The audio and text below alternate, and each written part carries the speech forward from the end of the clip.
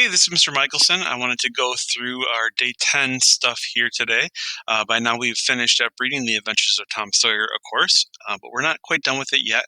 We're going to think about theme as it relates to this story that you've read. So we'll go into a little bit of what is theme here today. When you think about theme, you should know that a theme is a message about life or human nature that a writer wants you to understand. It's a big message, big sort of lesson even about life. A recurring theme is a popular theme that appears in many different stories. So you may see stories that maybe have similar lessons or similar messages, and that would be a recurring theme. You can maybe think about stories that you know that maybe already have those kind of things. Theme is different from topic.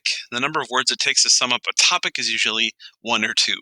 Could be the topic is friendship, or maybe the topic is courage, or maybe it's love, or maybe it's making choices.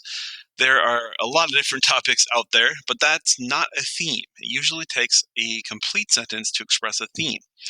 A writer's message about a topic is called a theme. So I might say, what does the story tell me about friendship? What is the message about courage? What does this story really have to say about love? An example of a topic might be second chances here. An example of a theme with that topic would be everyone deserves a second chance. So we express it as a complete sentence and as a complete sort of message or lesson. So we're going to look at this story, The Two Frogs, right now. We've got topic and theme that we're looking for. I'll read the story and then you can sort of figure it out. All summer long, there had been no rain, and all the lakes and streams had dried up. Two frogs, looking for water, came upon a deep well. They sat down and argued as to whether they should dive in or not. Said one frog, "The water down there looks so good, I think we should jump in. We'll have plenty of fresh water if we do, and we'll have it all to ourselves besides." The second frog shook his head and turned away from the well. "What you say may be true," he said, "but suppose this well dries up too. Then where will we be? No water and no way to get out of the well." The first frog thought for a while. Then he too turned away from the well. "You're right," he said. "It's always wise to think twice before you leap." Now, this is sort of a parable, sort of a story that we might tell little kids. It's not really designed for a seventh grader, I know. But as you look at the story, you can probably see that there's maybe a topic here.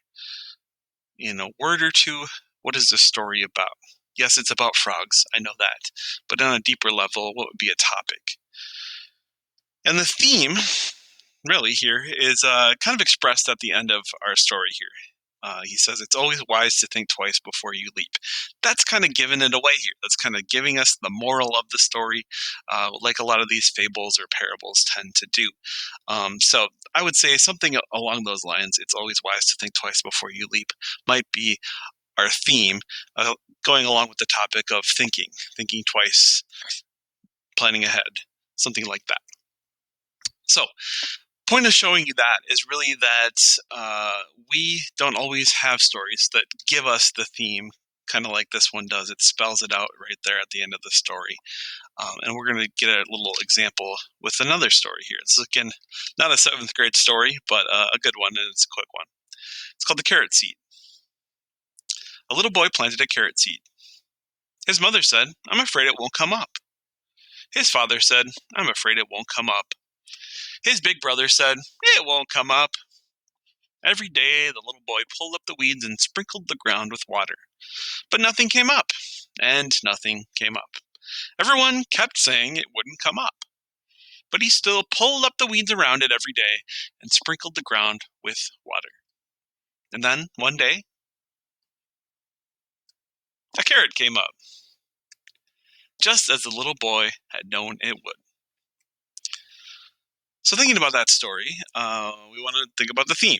What is really the main idea, the underlying meaning of the story? We want to express that as a significant statement the story is making about society or about human nature. It's not stated in the story. Like that frog story, we're not going to see it spelled out for us most times. So we have to think about, what do we know about the characters? What do we know about what's going on in the story? does not include character names. When we think about themes, we like to think about universal messages, messages that can be applied really to any sort of person or character, really just things that aren't specific to the story. And we also want to say it in a complete sentence. So a theme needs to be a complete sentence.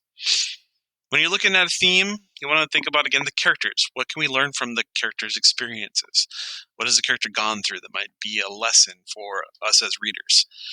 We might think about the conflict. What can we learn about the conflict in the story, how the conflict gets resolved, whether that's a character versus character conflict or a character versus nature conflict, some of those external conflicts, or maybe it's an internal character versus self conflict. What can we learn from the conflicts in the story? Sometimes there's even a hint at the theme in the title. You think about the title of the story you're reading, and maybe it doesn't quite make sense. Maybe you have to think about, why is that story called that? Maybe there's a hint as to what the story is really all about when you get down to it. So I'll ask you to think about the carrot seed in a word or two. What would be a topic for that story? I think you should be easily able to come up with something like that. And then think about, okay, what does this story tell me about that topic?